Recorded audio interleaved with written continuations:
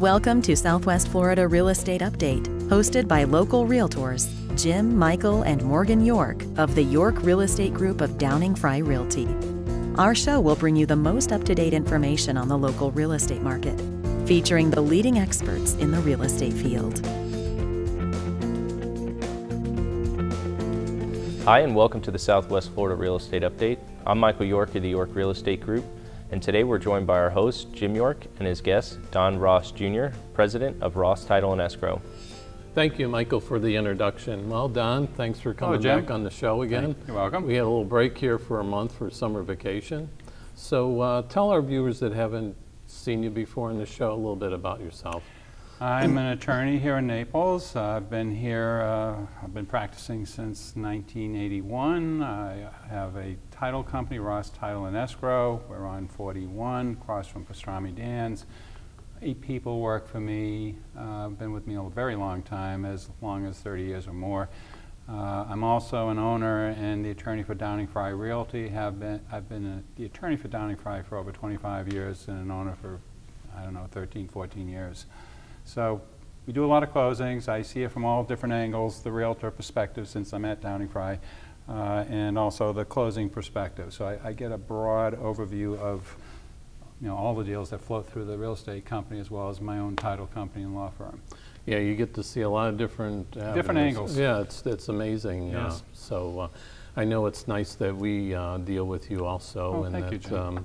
they're easy to deal with, and you're cozy You're agents. not all bad yourself. Right. So enough on us, okay? Enough on us. So we're going to do a show today that we're going to talk about 2 different subjects. Sure. But keep it a little shorter today than our normal show. Just tell me when to stop. Right. That's hard to do. So let's talk about when a buyer is applying for a mortgage, okay, and they've been denied, and the contract term runs out due to the time period, okay? Right. How do they handle that? That gets them out of the contract. Well, people are usually extremely upset. The buyers are upset, the sellers are upset, the realtors are upset. I mean, everybody thought the deal was going to happen, and nobody's happy. A variety of things. Under NABOR, typically the default language for waiving the financing contingency is 45 days. Right. You can make it a different time period, but 45 days is the norm, and it's the default language in the NABOR contract. I'm pointing to the clause right now. What happens after that, and I get a lot of confusion on this, if the buyer fails to waive the financing contingency, nothing happens, not a thing. Right. All that changes is that the seller and the buyer have additional options available to them. The seller has the opportunity to cancel the contract, give the buyer the deposit back, and sell it to somebody else. That's the overly simplistic version. Right. The seller can just say, I'm tired of dealing with you. Your deposit is too small. I'm not going to drag this out any further. I'm going to terminate the contract. You can take your deposit and I'll sell it to somebody else. In terminating the contract, is there a form for that? NABOR has a form for it. Right, okay. What makes it a little complex is that time is not of the essence for these time periods. Right. So you usually have to give 24 to 48 hours notice to the buyer or selling agent that, hey, I'm going to terminate the contract if I don't get a waiver by such and such a time on 24 or 48 hours from now. So that's how I do it. So again, nothing changes, but the parties get more rights. The seller can cancel, and I just explained how. The buyer can cancel, but they want the buyer to get a letter from the lender, an equal credit opportunity statement, a statement of adverse determination as to why the buyer isn't getting the loan. And they look at two reasons. One, the buyer personally doesn't qualify financially. They have too much debt load, for example, not enough income, not enough cash to close. They have a form where you check off certain blocks, and it'll say those reasons. Or the property itself doesn't qualify. And I had an example this morning where it was a condominium, and they had too many rentals in the condominium. They didn't have a sufficient amount of the budget allocated towards reserves. So the bank would not qualify that condominium as appropriate collateral for that loan. So if you're a buyer, you have the right to terminate if you get this letter of adverse determination. Then they have a catch-all clause in here, or other evidence from the creditor or lender that the buyer has made the application and made a diligent and good faith effort to get the loan. This catch-all language is there because during the recession, banks were failing and buyers weren't getting turned down letters. They weren't getting denial letters. So, and it wasn't their fault they weren't getting the loan. The banks just weren't responding in a timely manner.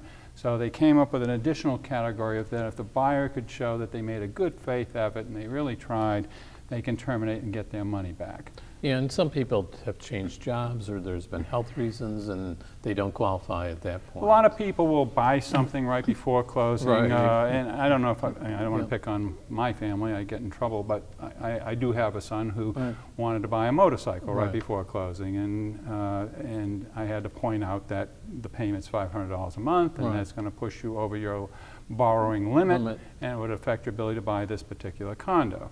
So, you know, they check recent purchases right before closing. So if you went out and bought a Mercedes or a motorcycle or a whole bunch of furniture, you know, you're jeopardizing your loan unless you just have a lot of money.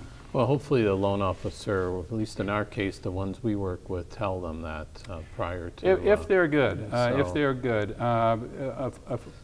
Corollary, and I don't know whether you wanted me to stop at this point, but you get cash contracts and people get upset when they find out the buyer is applying for a mortgage and they think the buyer pulled a fast one and did something improper or unethical or illegal. And the answer is no, they did not. The buyer has every right in the world to get the money from whatever source they want. What really is the issue is the buyer's deposit is not protected if they don't get the loan. That's it. So it's not a bad thing if the buyer goes out and applies for a loan when it's a cash contract. Right. Yeah, what I just did, before we go to the next segment here, what I just did with a contract is I made the buyer sign a waiver of contingency. Great. Okay.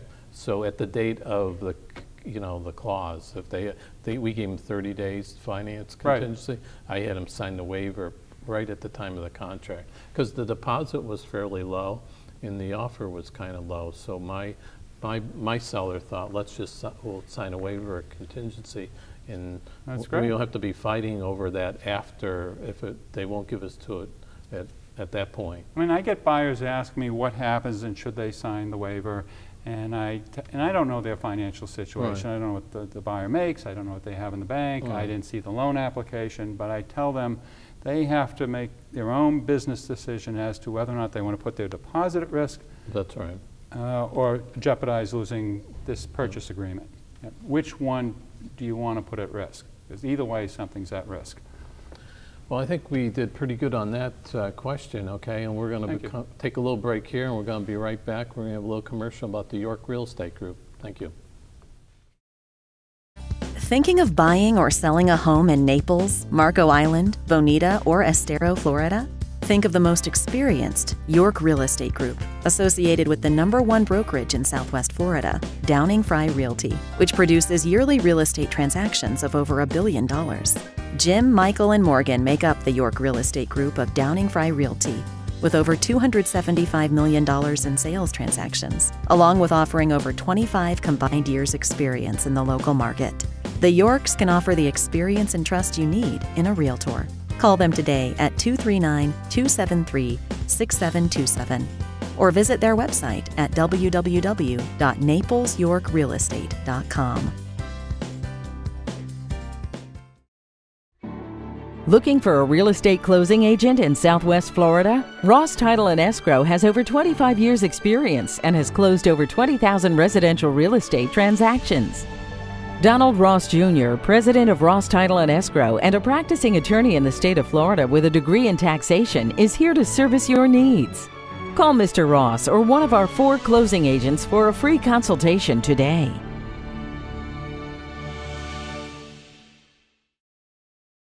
Welcome back. Don, we have another question here that was written in here about what can the buyer force the seller to leave in the property? Under basic real estate law, it's all fixtures. Right. And in law school, what they taught me anyways is that a fixture is anything that's nailed or screwed or glued to the structure of the real property itself.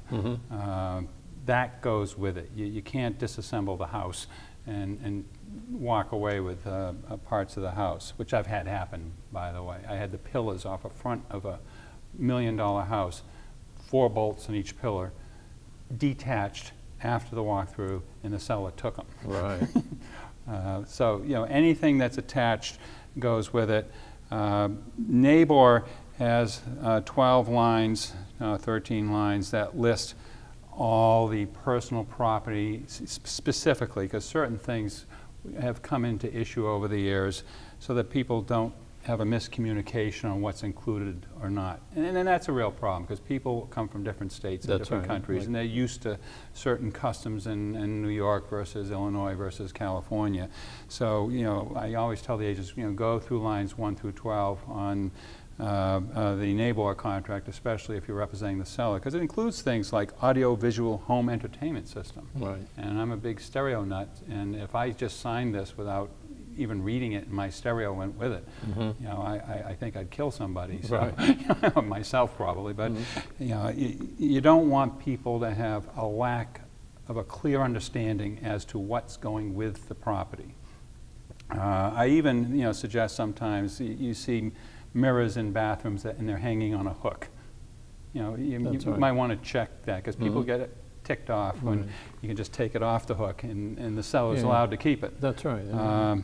The other part is, and I write articles on this, but people still do it, you know, you list furniture. You can have furnishings or furniture, and you look it up in the dictionary, they're actually different. Furnishings include more than these chairs or this table. It could include you know, any pictures or knickknacks and things like that. But if the buyer is getting a mortgage and you're listing other furniture on the contract, that makes your underwriting process with your lender a lot more difficult. They don't like to see the furniture. You know, that you can have a separate agreement for the furniture. I have one. I email it to clients all the time, and you just take it off. It's no different than if you were doing a walkthrough and the seller hadn't completely moved out yet, and the buyer says, "Ooh, I like that kitchen set. You know, how much for that?" Right. And they do a deal right there. They write a check for $200 and it's done. So you can do tangible personal property on the side that the lender just doesn't want to know about it. They don't want to give a 30-year loan for furniture. One problem I run into, and again it's back to the people who buy here being from all these different states and all these different countries, lots of times through good faith, sellers will pack things thinking this isn't part of the transaction because this is how we do it in Minnesota. Right. You know, they didn't mean to take the 10-year-old refrigerator in the garage. That's they right. thought it was just the one in the house. And when the buyer does their walkthrough, the truck's already on its way to Minnesota. You know, so I mean, I get that quite a bit. And you know, one, I have to tell a buyer it was an accident. Nobody was, in most cases, trying to do something dishonest. It's on a truck, so there's not a whole lot we can do about it. And frequently we'll negotiate a credit of some sort. Or, you know, I've had occasionally where the seller has promised to send it back, and they actually sent it back. Yeah, and I mean, even when you do, sometimes if you do furnishings or something, you've always told us to do what's excluded, maybe not what's included. Because Take it's the a shorter shortest list. Right. Take the shorter list. Right. Anything that facilitates a clear understanding of what's included is important. And that starts with the listing process when you get the listing, because they list all that stuff in the listing agreement, say, this is Florida, you know, Mr. and Mrs. Jones, I know you're from Illinois, but this is part of the deal. Is there anything you're emotionally attached to? You know, I live in a home built by my father and my uncles. There's a lot of it that I'm attached to the entire house, but I did have a chandelier from my grandmother that if I ever sold the house, I would exclude it. Right. It's a fixture, though. I say, well, it's my grandmother's chandelier. I want that. It's personally important to me. Yeah, we usually take pictures of what's excluded so people know that right up front when they're buying the place. We just include that in the off the signed Well, pictures agreement when we are, go back. that's a good point. The pictures help with the inventory list, and it also helps with risk of loss and the seller's responsibility to maintain the property. You have a record of the inside of the house, the outside of the house, and the landscaping. Yep. And if, God forbid, another hurricane rips through here and trees get knocked over, or if people take things that they promised to convey, you can, or I think your son actually at one point had a mattress switched. That's right, in he one of did. his bedrooms, and he had pictures, Right. and you could see the thickness of the mattress, whether it went above the metal frame or not. That's right. And I said, pictures make it very hard for people to get cute. It's the first time that ever happened, but Oh, again, being the attorney for Right. a company, I've seen that quite often. I mean, wealthy people will act odd over minimal things. yeah. Well, Don, I appreciate you coming on the show today Oh, and thrilled covering to be these here. two subjects, and I hope that helped you, and I hope you tune into our next show next month. Thank you.